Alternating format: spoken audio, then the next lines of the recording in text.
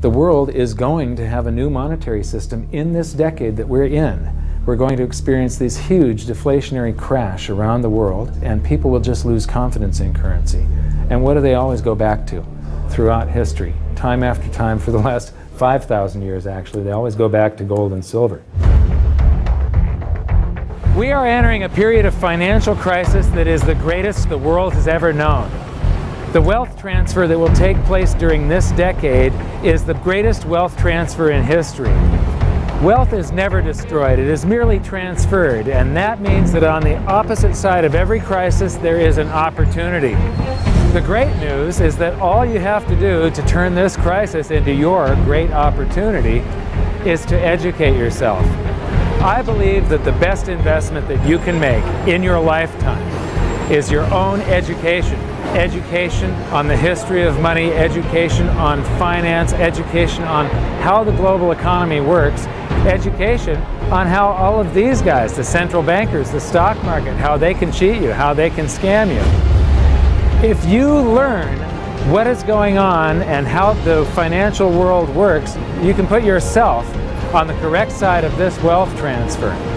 Winston Churchill once said that the further you look into the past, the further that you can see into the future. This program is all about creating your own crystal ball, being able to gaze into the future, being able to change this crisis, the greatest crisis in the history of mankind, into your great opportunity.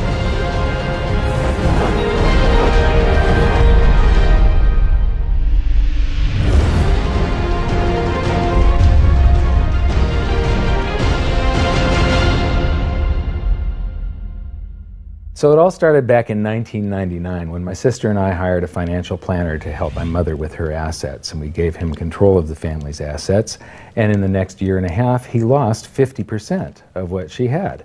You know, he would come to us every 6 months, we'd have a meeting, and he'd have this smile on his face, just ear-to-ear smile, going, "We did really well. The S&P lost 24% and you only lost 18." And so I fired him and I moved all of her assets to cash, and I dove into studying the financial markets, which led me into studying the economy. And when you start reading about the global economy, the people that are concerned with trade deficits and budget deficits, it's the hard money advocates, the gold community. And once I started reading them, they also write about monetary history, and then I really fell in love. Because monetary history just repeats and repeats over and over again, echoing all the way back to the beginnings of civilization.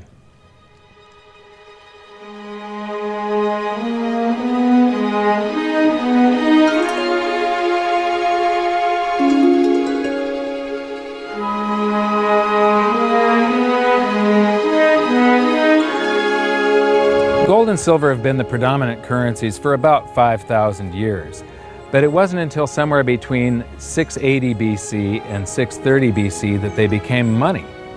That's when they were minted into coins of equal weights somewhere in Lydia, where each coin was the same size and had the same weight. This made them interchangeable. It's called fungible.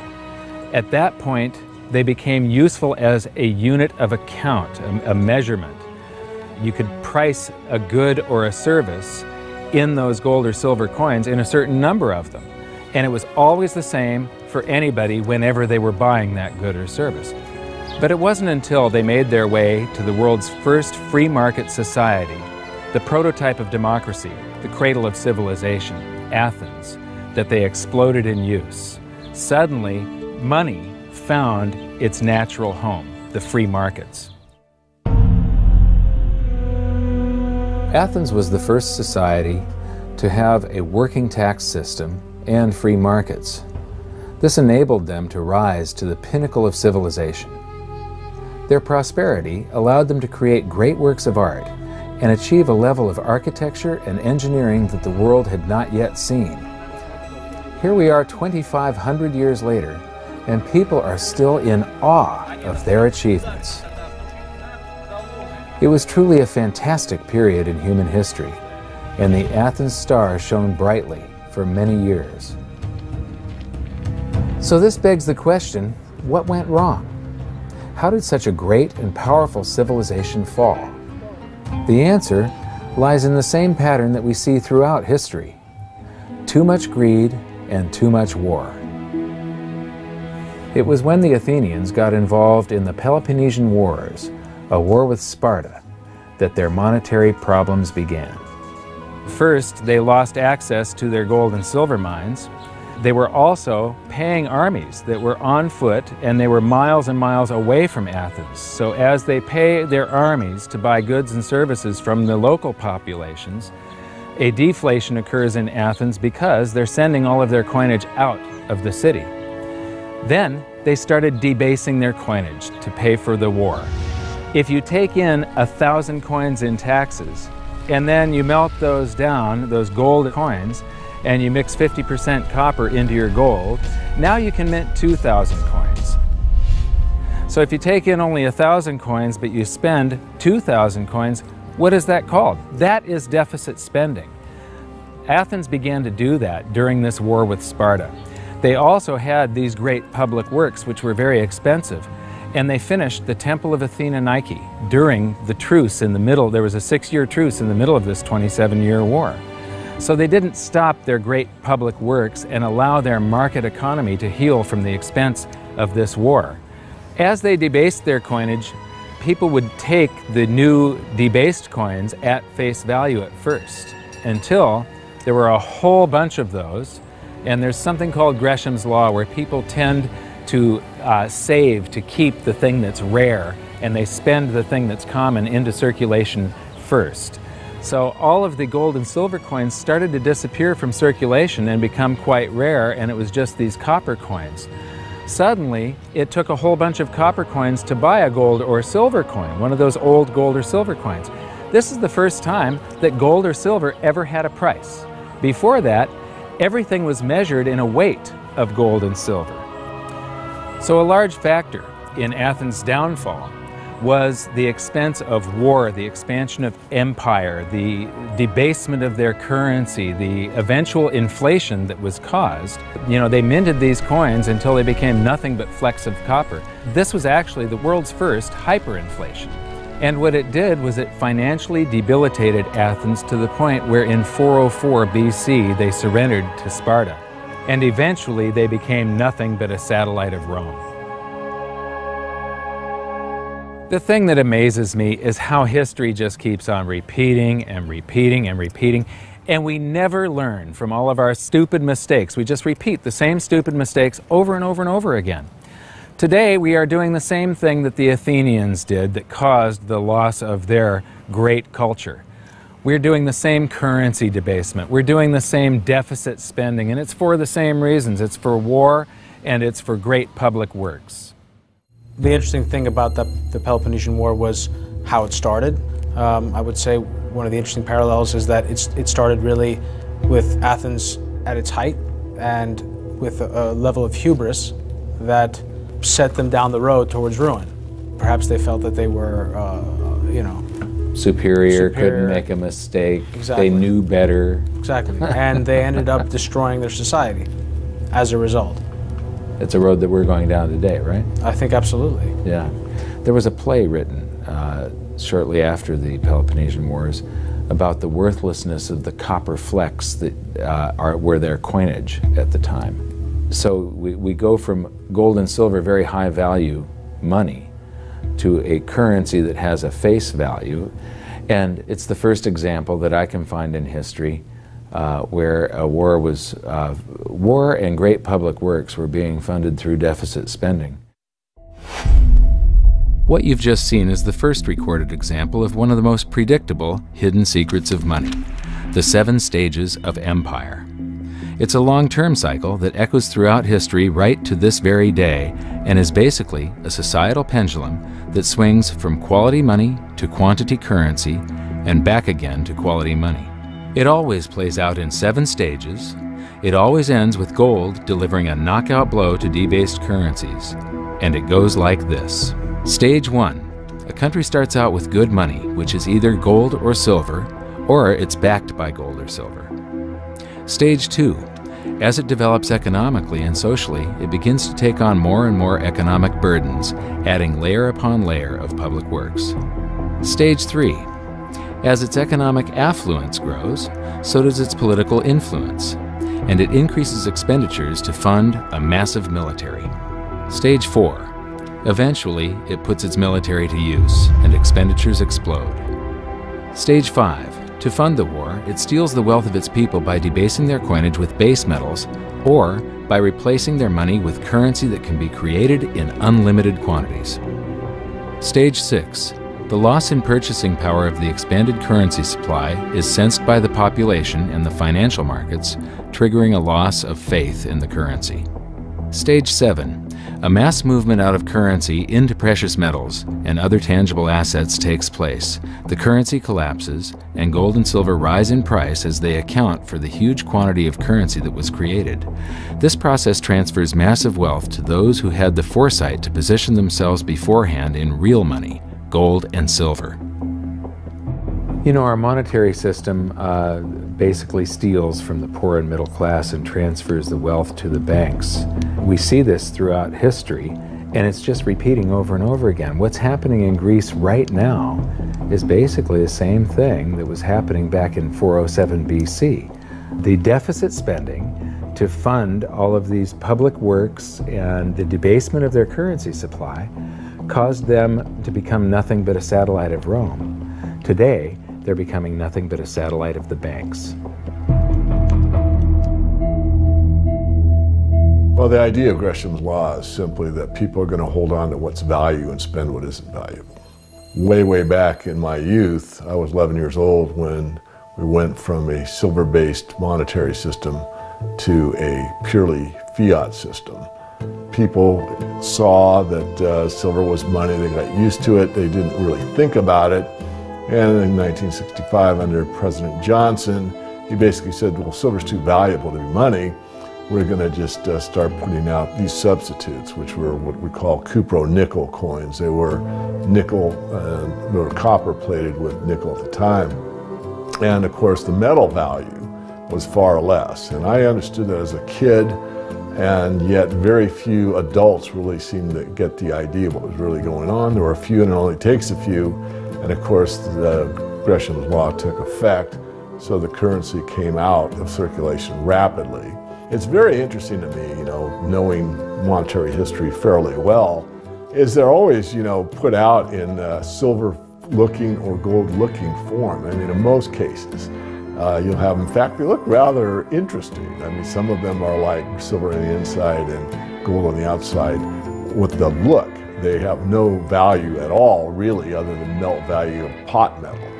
To me, it's sort of at a subconscious level. Why are they making them gold-colored? Why are they making them silver-colored?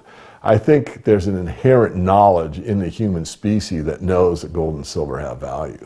So if they look in their pocket and they see something gold-colored or silver-colored, it gives them kind of a warm, fuzzy feeling. And it's like, oh yeah, you know, but there's no value in these coins, really.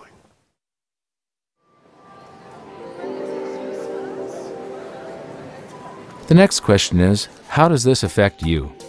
My next stop was in London, where I'd been asked to give a presentation to a group of businessmen.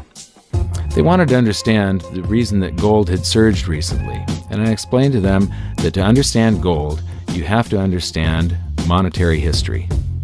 Once you see where we've come from, you can get a much clearer understanding of how the 7 stages of empire are playing out right now.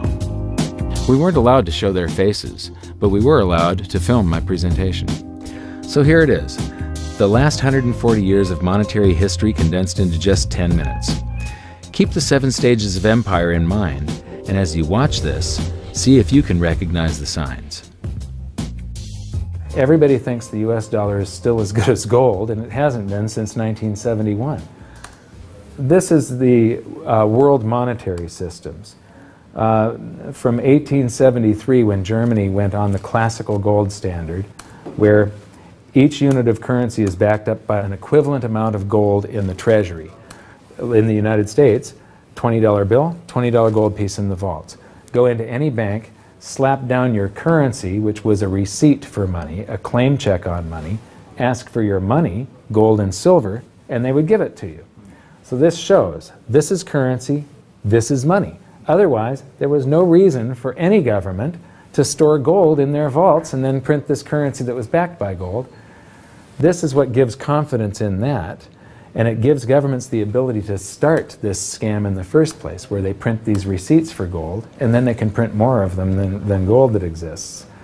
And that happened when we got to World War I, and all the combatants stopped redemption rights. You could no longer go in the bank and trade your pounds, lira, marks, francs, no longer redeemable in gold, and they lit up the printing presses and started printing like crazy. Then between the wars, they went on something called the gold exchange standard, where currencies would be backed partially by gold. So in the United States, under the Federal Reserve Act of 1913, the Federal Reserve was allowed to put $50 worth of claim checks on gold, currency in circulation, backed up by only $20 worth of gold. So it was a 40% reserve ratio. For every $20 gold piece in the vault, they could put $50 in circulation. We're the dollars of the nation on parade. We're the biggest batch of dollars ever made. Oh, we used to march by millions, but now we march by billions, and maybe we'll be trillions for your dead. We're the dollars. Then we get to 1944. Now, during both wars, Europe paid the U.S. with gold. During World War I, the U.S. didn't get into the war until the very end of it. We didn't really have troops on the ground here in any quantity until the last 6 months of the war. So for the first 4 years or so, we're selling you all of, you take all of your young men off of the farms and turn them into soldiers. You take your factories that make toasters and they start making machine guns. Your factories that made cars are now building tanks. And so you turn your economy toward war, and all of your consumer goods and your grains had to be imported from the United States, and you paid us with gold. Then in World War II, Hitler starts saber rattling in 1936, annexes Austria in 38, invades Poland in 39. Pearl Harbor wasn't until the end of 1941. We didn't have troops on the ground until, I believe, August of 42. So again, there's like 6 years where you're paying us with your gold and we're selling you stuff. This is where Americans have this myth that war is good for the economy. War is good for the economy if you're not in it and you're selling them the tools of the trade. Yes, America's national income gets bigger and bigger. In 1943, it was $142 billion. That was double the 1939 figure, triple the figure for 1933. But by the end of World War II, the U.S. had 2/3 of all the world's monetary gold, the central bank gold, and the rest of the world had to share the other third, and Europe had none. So the world monetary system was no longer going to work. It would collapse. But we had made all these loans of dollars to Europe, so Europe was flooded with dollars. And so representatives from around the world met at Bretton Woods, New Hampshire in 1944. They came up with a new world monetary system called the Bretton Woods system, where every currency on the planet, with the exception of just a few, they would be backed by the U.S. dollar, and the U.S. dollar would then be backed by gold at $35 per ounce. This gave confidence to all currencies. So this gave the world stability, and it pegged all the world's currencies to each other through the dollar to gold. So there was no such thing as the Forex. Currencies didn't float. The exchange rates were fixed year after year, and this helped to make world trade boom. Then the dollar standard starts because we kept on printing dollars. Under the Bretton Woods system, there was no reserve ratio established where the U.S. actually had to have a certain amount of gold for how many dollars we created. So we had done a bunch of deficit spending for Korea, for Vietnam, for Johnson's Great Society, and expanded the currency supply, the amount of paper dollars in circulation, and exported them all over the world. And then in the 60s, Charles de Gaulle, president of France, realizes that we don't have the gold to back up the dollars. Le fait que beaucoup d'États acceptent par principe des dollars au même titre que de l'or entraîne les Américains à s'endetter, et à s'endetter gratuitement vis-à-vis de l'étranger, car ce qu'ils lui doivent, ils le lui payent avec des dollars qu'il ne tient qu'à eux d'émettre. Nous estimons nécessaire que les échanges internationaux soient établis comme c'était le cas avant les grands malheurs du monde, sur une base monétaire indiscutable et qui ne porte la marque d'aucun pays en particulier. Quelle base? En vérité, on ne voit pas qu'il puisse y avoir réellement de critères, d'étalons autres que l'or. And he starts asking, France asks for their gold and trades in the dollars. And at that point, other countries saw this and start jumping on board. And the U.S. lost 50% of its gold from 1959 to 1971. But we still had, in 71, about 12 times more dollars that we had created than there was gold.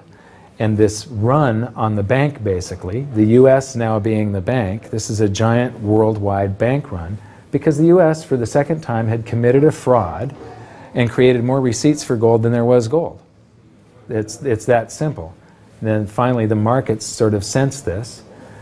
And Nixon was forced to take us off the gold standard, because if he had paid out gold until it got to zero, once we couldn't pay on some of those dollars, the entire worldwide monetary system would have collapsed. I have directed Secretary Connally to suspend temporarily the convertibility of the dollar into gold or other reserve assets, except in amounts and conditions determined to be in the interest of monetary stability and in the best interest of the United States. In full cooperation with the International Monetary Fund and those who trade with us, we will press for the necessary reforms to set up an urgently needed new international monetary system. And on August 15th, 1971, all the world's currencies became fiat currency. I don't know why the rest of the world didn't rush out and hang him, but they didn't. They just all went along with this. To our friends abroad, I give this assurance. The United States has always been and will continue to be a forward-looking and trustworthy trading partner. There have been thousands upon thousands upon thousands of fiat currencies throughout history, and there isn't one that survived. It is a 100% failure rate. And we started this experiment where all the world's currencies would be fiat currencies simultaneously in 1971. But what we have here, 30 to 40 years, different monetary system, 30 years, 28 years, 39 years plus, what's next? The world is going to have a new monetary system in this decade that we're in. We're going to experience this huge deflationary crash around the world. The world will probably end up on some sort of new monetary system, probably after governments try and print their way out of this and cause hyperinflations of all the currencies, and people will just lose confidence in currency. And what do they always go back to throughout history? Time after time, for the last 5,000 years actually, they always go back to gold and silver.